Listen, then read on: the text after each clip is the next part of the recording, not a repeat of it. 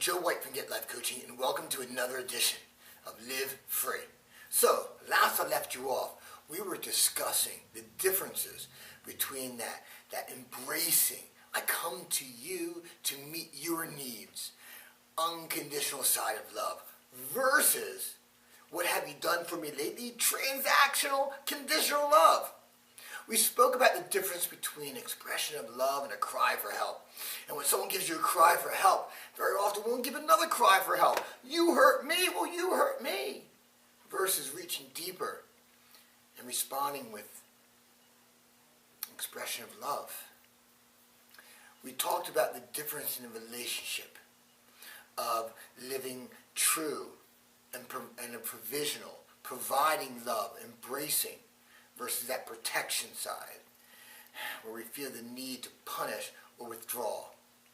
We talked about the power of we, the fact that we has to be the most important thing. It can't be work, it can't be kids, it can't be anything. The number one thing has to be the relationship. And we talked about when you don't know what to do, love unconditionally. I gotta tell you, I got a lot of emails on that one. People said, no, I've tried to be in a relationship. I was in a relationship and I gave him everything. And you gotta just cut it off. Yes, if the relationship isn't working and you're giving that person everything that you got, then you know what? I totally agree. You gotta end that relationship. But the challenge is most people don't give it their very best. They don't give it their all. They just do what they feel is comfortable. Sure, in the moment, they're going to say, I gave it my all. Because they don't want to say they gave it less. They're going to think a failure. And what is really true is they did everything that they believed they could that felt comfortable and safe for them. Most people truly don't understand what true unconditional love is. So they'll give love and they'll take it back.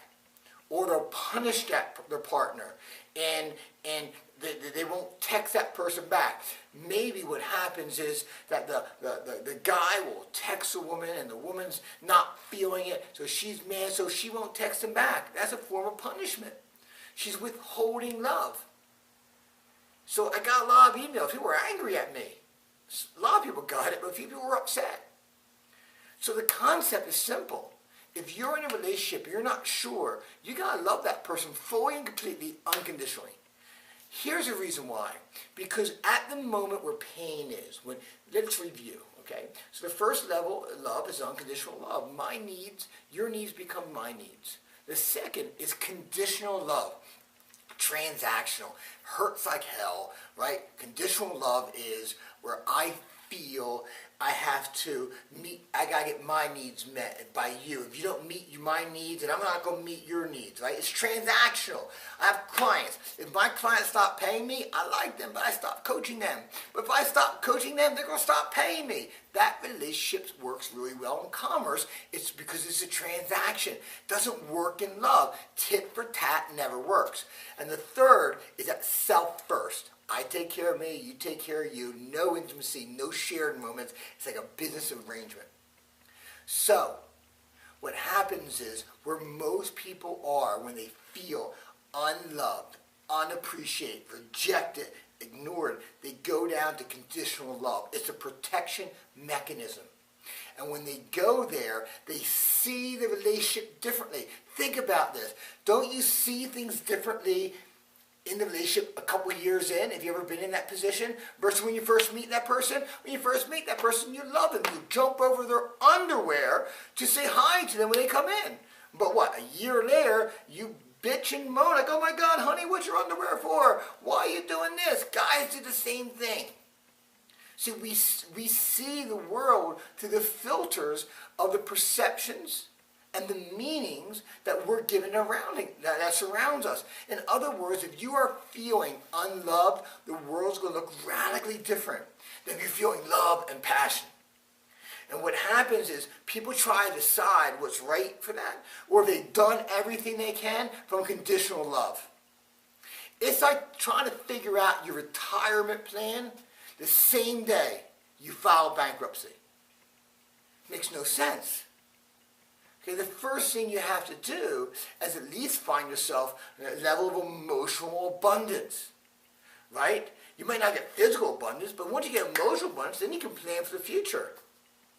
Same thing. You have to return to unconditional love. So to do so, you got to meet your partner's needs. Is it easy? No. Does it hurt? Yes. Is it fair? Hell no. But you don't go in relationships to become fair. I had someone say to me, no, it should be fair. I do this, they do that. I said, who's keeping score?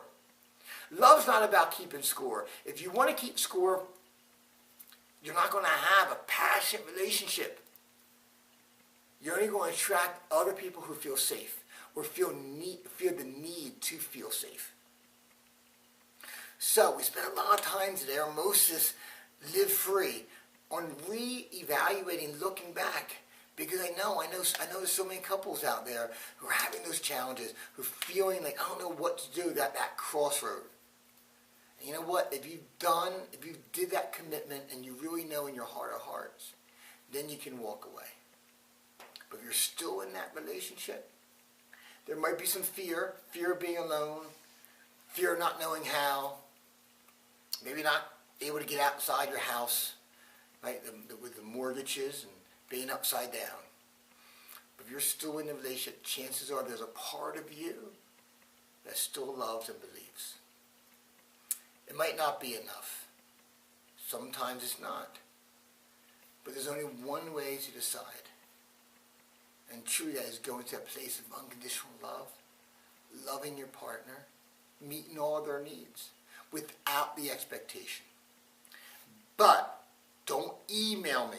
Don't email me and tell me this is not working, or you've tried everything, or it's unfair, when you're doing it in conditional love. You got to go to unconditional love.